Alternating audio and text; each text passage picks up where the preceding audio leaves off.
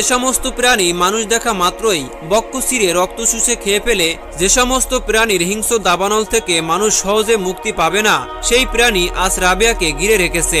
দেখে মনে হচ্ছিল বনের হিংস্র প্রাণীরা রাবেয়াকে পাহারা দিচ্ছে।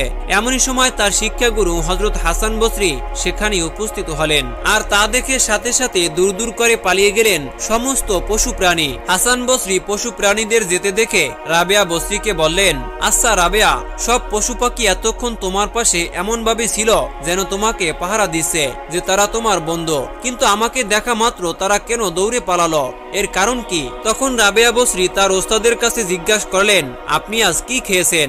উত্তরে তিনি বললেন, গোস্ত আর রুটি খেয়েছি। তখন তার শিষ্য হযরত রাবেয়া বসরি বললেন, এ কারণেই তারা পালিয়ে গিয়েছে।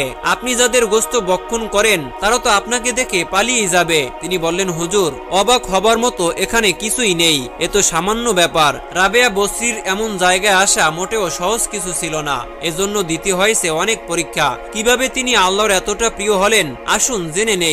রাবেয়ার মা বাবা মারা যাওয়ার পরে তিনি এক মনিবের বাড়িতে কাজ করতেন। একদিন হঠাৎ রাবেয়ার মনিবের ঘরে কিছু মেহমান আসলো। মেহমানদের মধ্যে অনেক জ্ঞানী গুণী এবং পণ্ডিত, চিকিৎসাবিদ এবং বিভিন্ন রকমের লোক ছিল।